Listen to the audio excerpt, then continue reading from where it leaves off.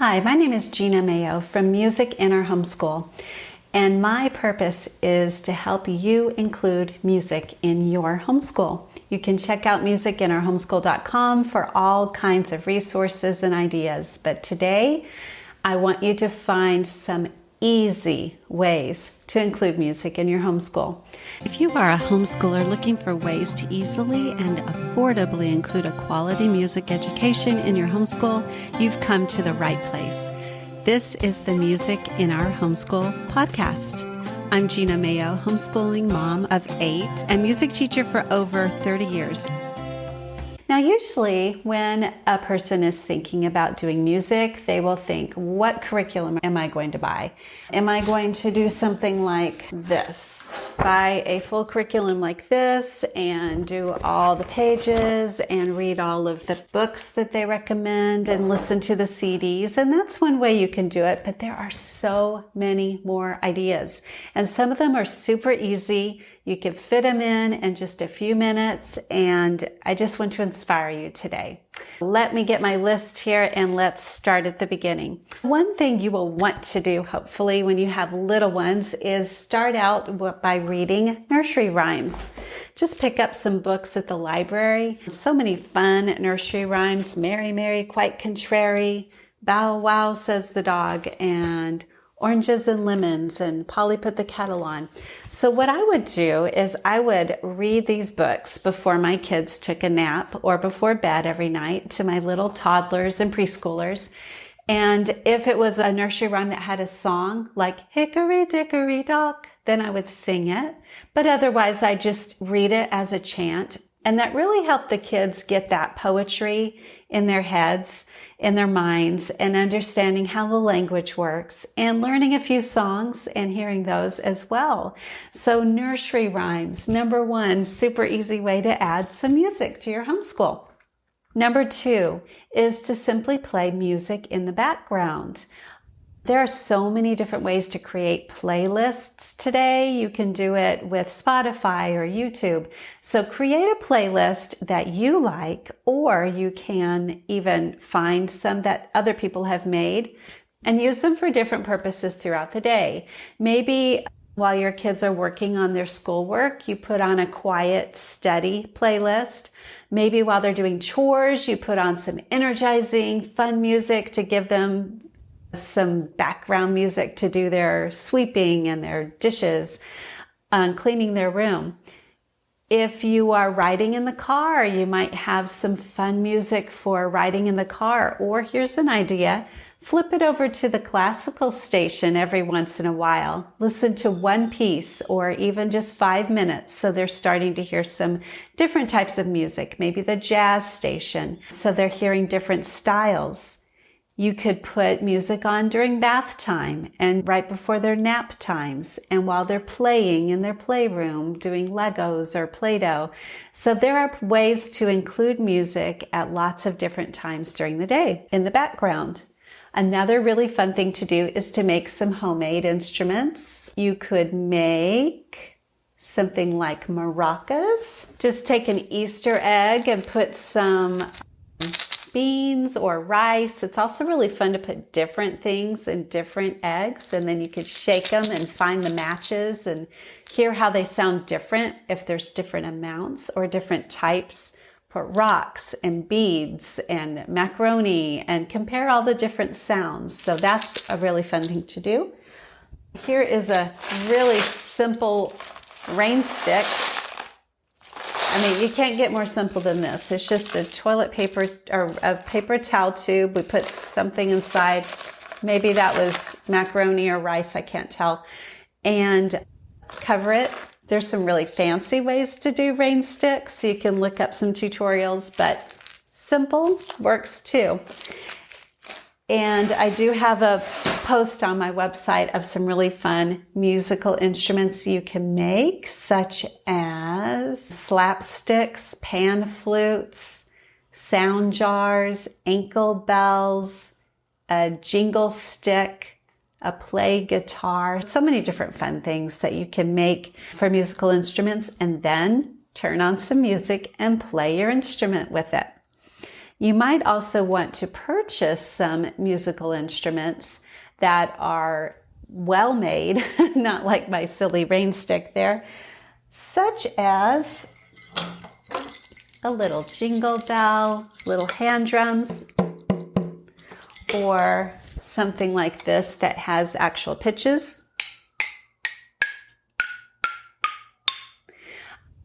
I have a set of chimes that were made from pipes. Those are really fun. I got those on Etsy. And here's a neat instrument called a cabasa. You can look for different types of instruments and then again, put on some music and play these instruments with it. You can play games. This is a really great way to learn some music, is to play some games. You can find books like this that have different music games in them, different kinds of flashcards, and you're learning different concepts. You can also find some games online, some downloadable ones, bingo cards. One of my most favorite types of games to do with my kids is using the bingo cards, and they either have instruments, and so I'm playing an instrument sound and they have to recognize the instrument on their card. Now it's a little bit advanced. It takes a while to build up your knowledge of how each instrument sounds, what it looks like, and what it's called, but that's something you can build up to. Another fun thing to do is with musical symbols. So you have a treble clef and a quarter note and a crescendo sign, and then they're learning what the symbols are called from music. And you can have those in flashcards like memory cards or bingo, lots of different things you can do to play games. There are some great apps. One of my favorite apps is called Flash Note Derby, and it's a horse race. You have to quickly identify the note on the staff. If it's in the second space of treble clef, you need to press A as fast as you can. So it trains you to go quicker. You can limit it to just on the staff, just one clef, or broader, even up into ledger lines. So that is a great game for different ages and different levels. Virtual music lessons. Well, you know, things have changed so much in the last couple of years. There are many, many more music teachers that are able to teach virtually than ever before. They have found new equipment, new hardware to make the sound work better. So it's possible now to get a really good education virtually if you find a good teacher. Now, it might be tricky, but even looking in your own area, finding a teacher that matches you and your student, it's sometimes a little tricky to find the best, but you can do it for violin and voice and guitar and ukulele and all kinds of instruments. So that is really a simple, easy way to add some music to your homeschool, is to get an outside teacher to teach them. Another fun way to practice ear training, I mentioned with the little sound jars or the eggs that you put different things in, but you also can do that with animal sounds. This is another one of my favorite things to do with my kids, is to show them cards. So this is a squirrel, a honeybee, and a cricket. And so you're playing the animal sounds, and maybe they have the cards laying out in front of them. You could just find pictures online or have the kids draw them, and you start teaching them what each sound is like, and then they can recognize it. I have learned so many different bird sounds now. It's really fun to hear the birds outside, and now I know what a blue jay, a red-winged blackbird, and a loon, and a Canada goose, and a robin, and a chickadee, and I can distinguish them now because I have taught them to my kids, and they can recognize the different animal sounds as well. Then you'll move into instruments. You could just have some cards of instruments and teach the kids how to recognize the different instrument sounds. And by the way, you can find all the sounds you need on YouTube. So just search violin solo or sound of chickadee, and then you can always find those sounds right there. A great thing to do for beginning voice when you're helping your kids learn how to use their voice is to have some drawings like this, and they learn how to make their voice do these things on the car, these different designs, like ooh, or bop, bop, bop, bop, boo. And so just draw some different designs like this, put them out in order, and then the kids can change up the order, and then they're practicing doing different things with their singing voices. The next thing is to get out of the house and go on field trips, musical field trips. You can go to concerts. There are lots of kid concerts that we have attended that were actually made for children. Choir or orchestra or band. Attend concerts at the local schools around your area, maybe a college nearby. Find an opera that would be appropriate for children that you could take them to. Musicals are great. Make sure, again, that it's appropriate for younger ages. Check out what the themes are in that musical. And then there's other types of field trips you could do as well. Like one time we went on a field trip to the Lyric Opera in Chicago, and we got to go backstage and under the stage and into the dressing rooms. We saw where the wigs were made and where the singers would warm up.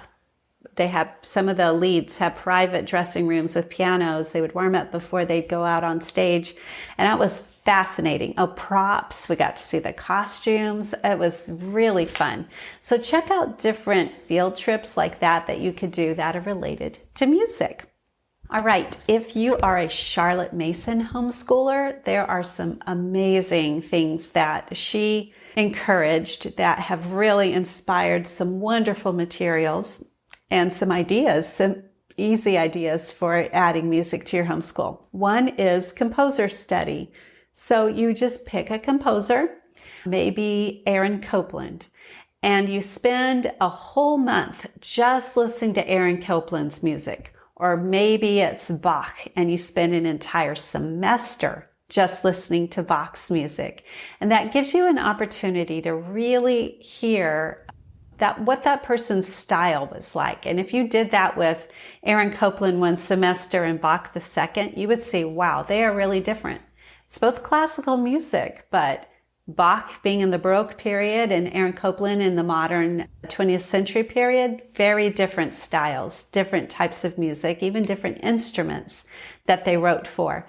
So that is a fun thing to do, composer study.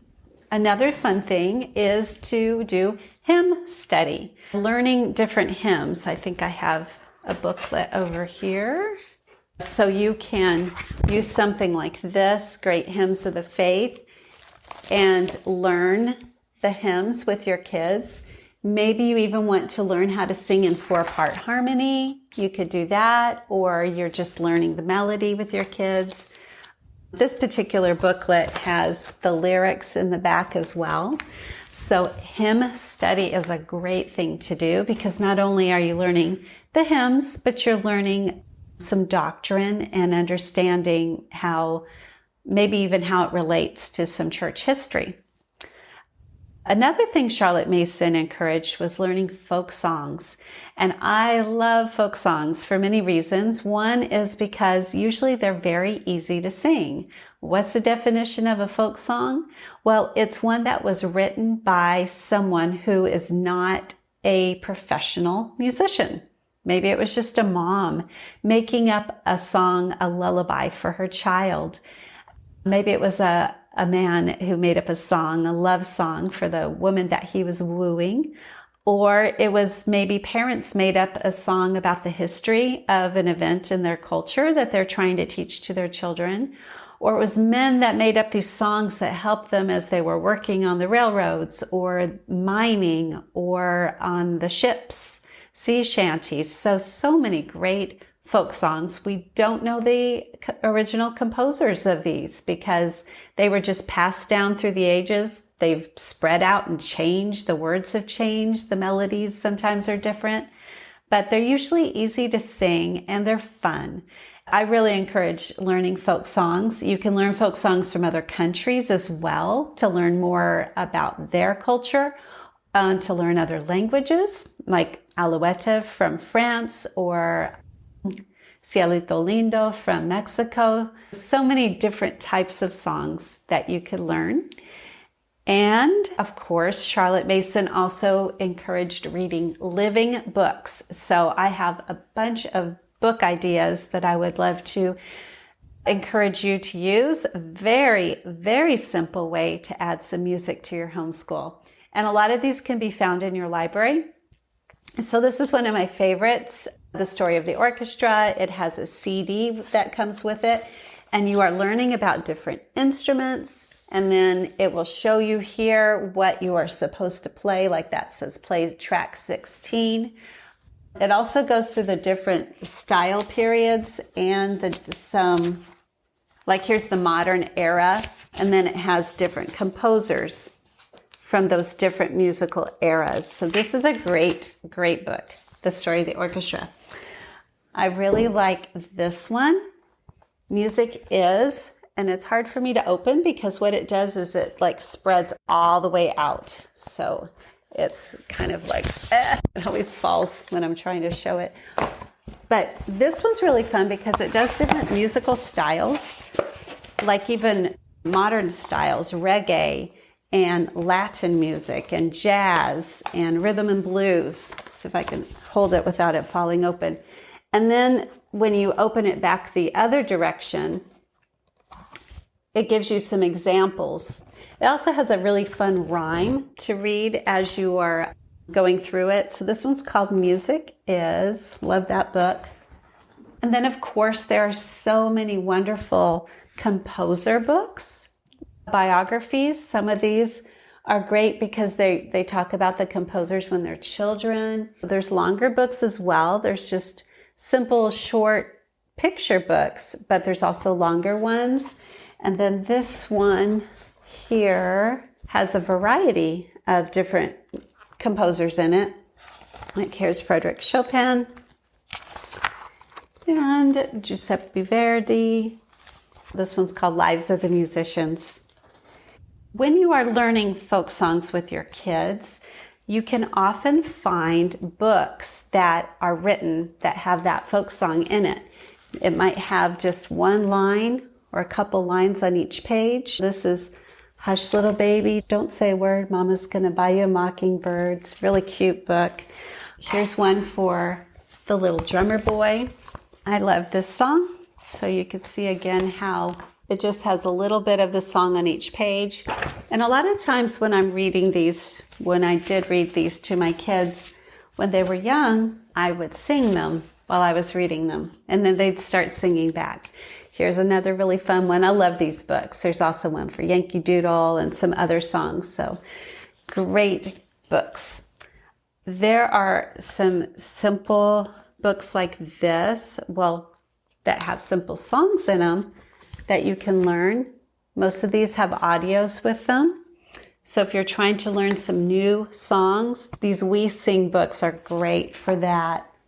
You can also use books to actually learn some pieces. Every year, I'm amazed at all the wonderful new books that have been written. So here's one on Peter and the Wolf, which is a really fun piece to listen to because the orchestra music is written with narration and the characters in the story are represented by different instruments. Like the bassoon is the grandfather and the bird is the flute. So that is a fun book to read while you're listening to it, but they have some books like that for Carnival of the Animals and Vivaldi's The Four Seasons. So many fun ones.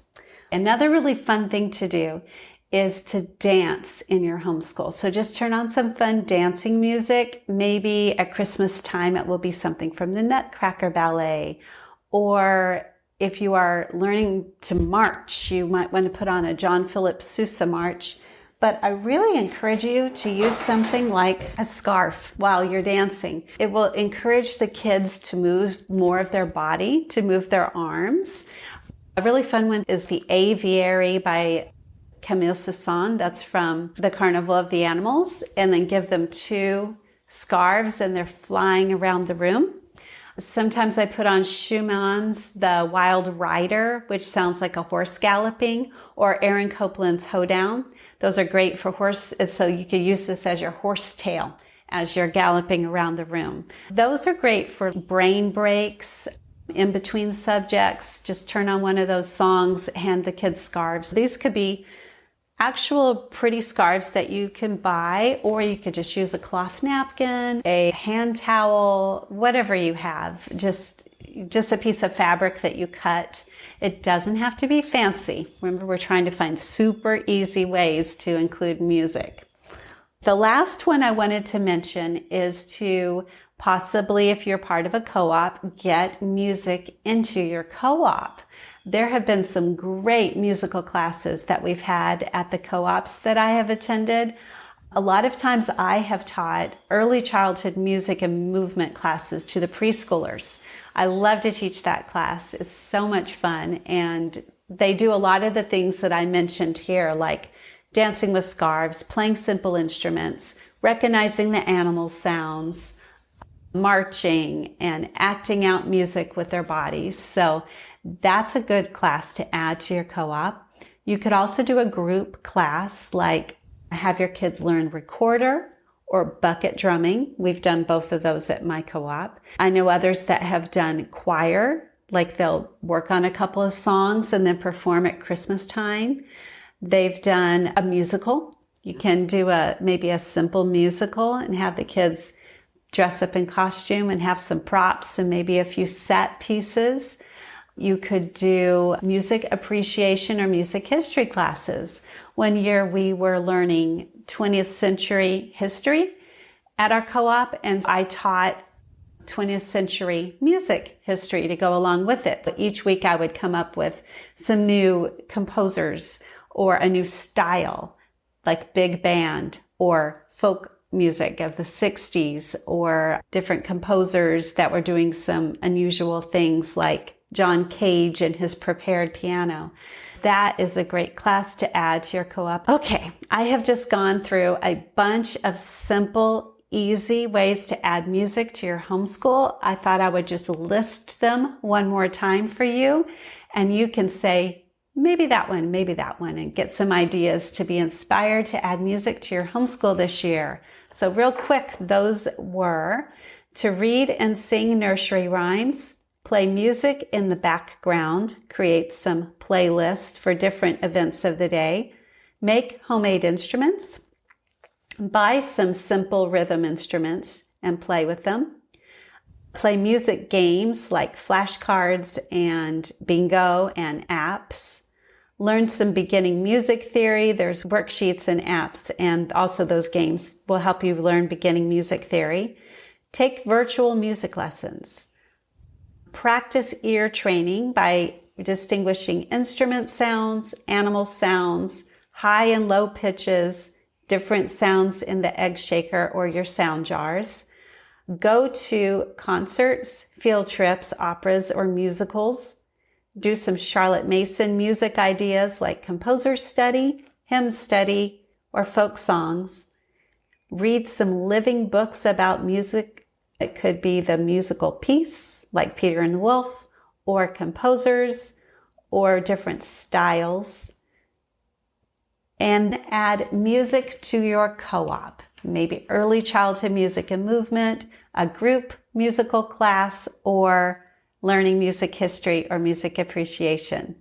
You can find links to everything that I have mentioned on my website, or be sure to contact me if you want something specific. And I have courses of all types at learn.musicinnerhomeschool.com. And it was a pleasure talking with you today. Bye-bye.